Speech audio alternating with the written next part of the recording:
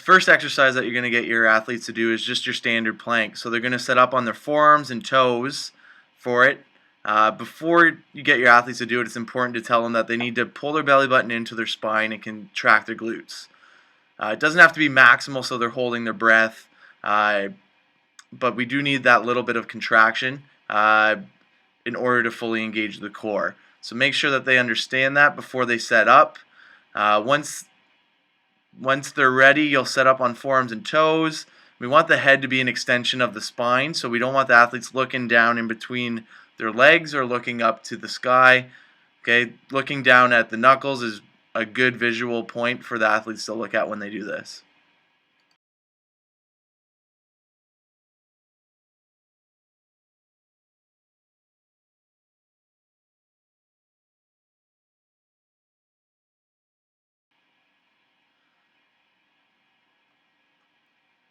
The next exercise is a side plank with hip lift. So when the athlete's set up for this, what we want is there be a straight line from shoulder to hip to heel. What the athlete's going to do is they're going to engage the core and bridge up, hold for 5 seconds, then drop their hips to the ground and repeat. What this reset will do is allow some blood flow and oxygen to go back into the musculature and keep it more aerobic in nature and get a more benefit or specific transfer to sport compared to just holding for an extended period of time.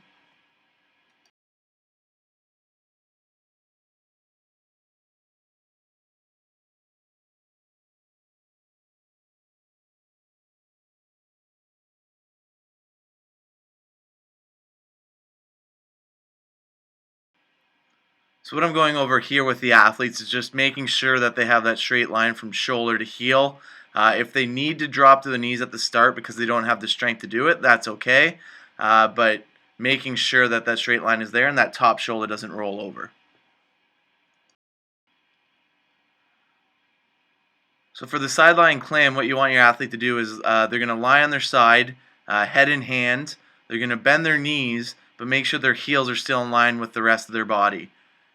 From here, what the athlete's going to do is they can put either the top hand either on the ground or on the hip, and from there we're going to engage the outer hip to pull the knee up, hold, and then come back down. When the athlete does this, we don't want that top hip to roll over. We want to keep the hip stacked throughout the duration of the movement.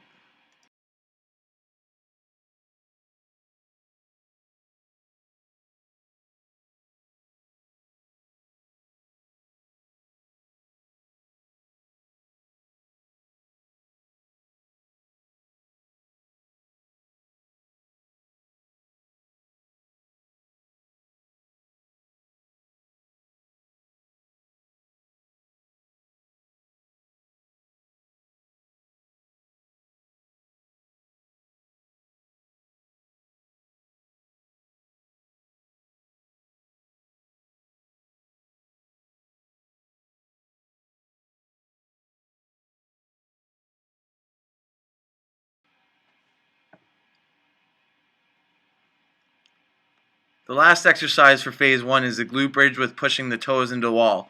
So for here we didn't have access to a wall, and if you don't on the field, then that's okay. All I want you to do is flex the toes up and off the ground as you do this hip bridge.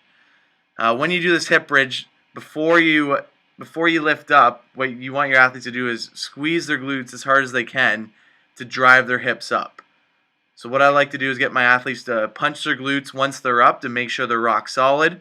But also we don't want to lose that core integrity at the top as well. So what athletes will have a tendency to do is overextend and arch their back. So make sure they're still pulling that belly button into their spine to keep that anterior core engagement as they drive up with their glutes and hold. If you do have access to a wall, you want them to push their toes into the wall, because what this is going to do is help engage the quads and turn off the hamstrings, which are also a hip extensor, and allow for more glute isolation and activation.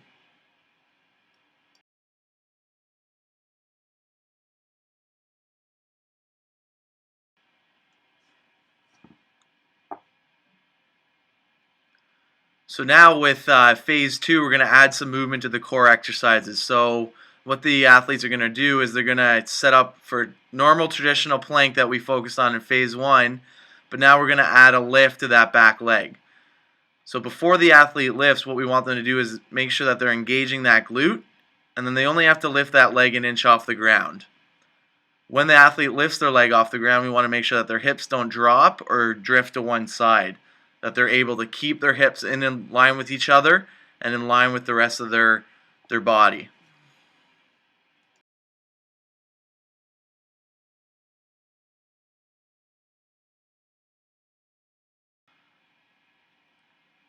Next exercise is dead bug. So for the dead bug, the athletes are going to lie on their back, hands are going to be up towards the ceiling, knees will be bent and shins parallel to the ground.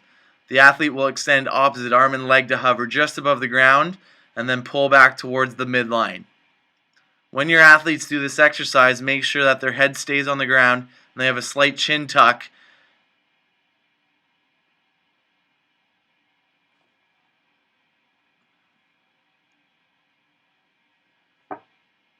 For beginners, you can get the athletes to alternate sides, and for more advanced, do all reps on one side before moving to the other.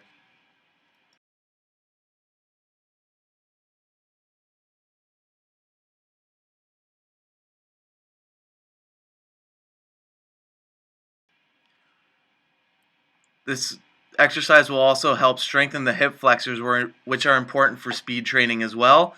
So we do get that benefit from this anterior core exercise. Next exercise is the side lying straight leg raise. So this is a progression from the clam that we did in phase 1. So now we're going to make sure that we have that straight line again, just like our side plank, from shoulder to hip to heel. Without bridging up, we're going to get that athlete to raise their leg up to about a 45-degree angle, hold for 3 seconds, and then come back down. When athletes do this, they're going to want to hike through the hip and lose that integrity. Make sure that from the waist up there's no movement. It's a controlled movement from the hip. Like the sideline clam, we don't want that top hip to roll backwards or open up as they do this exercise. So make sure that they keep that hip stack the whole time.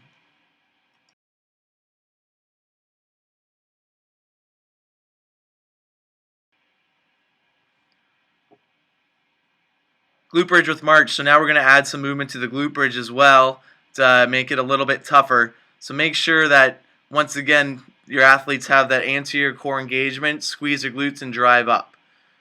From here, you're going to get the athlete to lift one leg up, an inch or two off the ground, hold, and then come back down. Once again, we don't want the hips to sway side to side as they do this exercise, or see an up and down movement as they pick the foot off the ground. So make sure the athlete moves in a controlled manner and is isolating that glute on the supported side the whole time.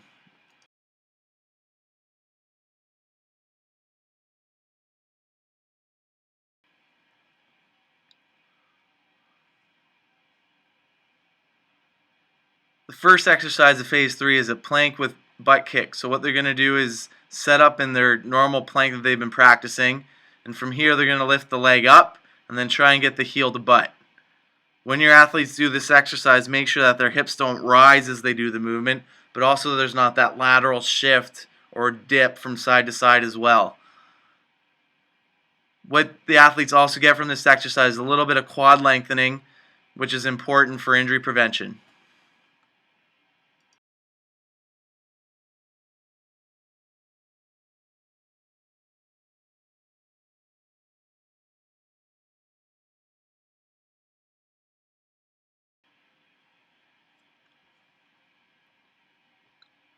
Dead bug with contralateral push. So we're going to advance the dead bug now and add an isometric hip flexor exercise of the opposing side as they go through the movement. So they're going to push that hand and thigh into each other as the opposite arm and leg extend. Once again, keeping the head down, chin slightly tucked. This time doing all reps on one side before moving to the other side.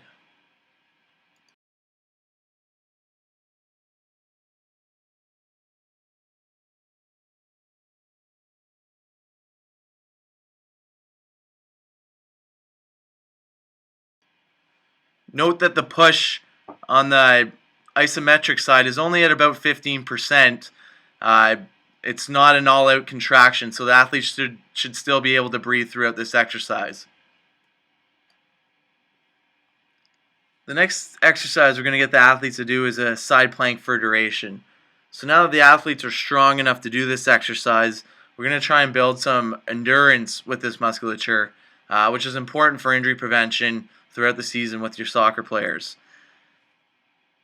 So like before, we want the athletes to set up a straight line from shoulder to heel and keep their head neutral as well. That hand can start on either their hip or they can reach up towards the sky. Whatever they want to do, as long as that top shoulder doesn't roll forward as they do the movement.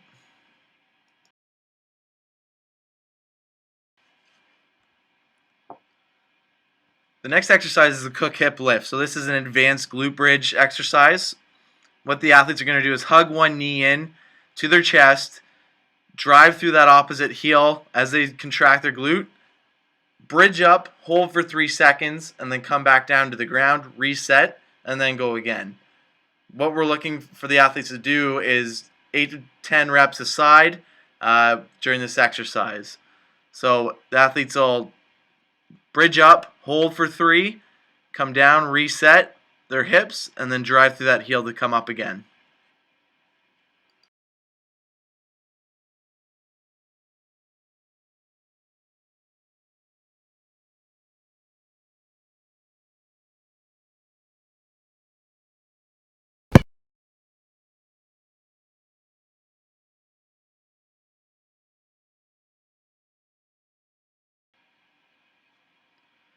First exercise of phase 4 will be a plank with arm reach. So now we're going to keep the lower body stable and work to challenge the upper body for resisting rotation and lateral drop as we do an exercise. So the athlete will set up in their traditional plank position, reach one arm up, hold, and then bring it back in and alternate sides.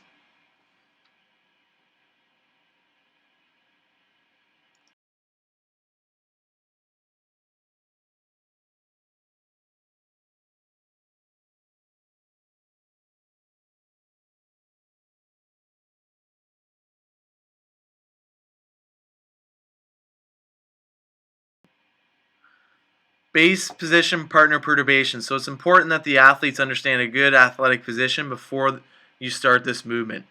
So we want their feet to be greater than shoulder width apart, toes pointing forward, knees and hips bent, shoulders over the knees, and eyes are up. The athlete will then push their hands together to add some stability. From here, their partner will add some light pushes that the partner is trying to resist any movement towards. So making sure that the core is engaged, the hips are active to prevent any type of forward flexion, rotation, or any lateral shift throughout this movement. Make sure your athletes stay nice and low throughout the movement so they don't pop up over time. It'll help build some hip strength in a low, good athletic position.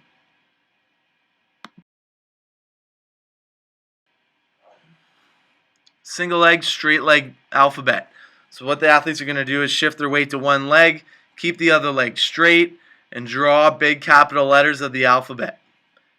The athletes will have their hands on hips, and we want core activation so the athlete's upper body doesn't move throughout this exercise. What we're working on for this exercise is some stability on that standing leg and some hip stabilization and strength on that active leg. So we're working on both hip mobility and stability and some standing or ankle stability on that working leg as well.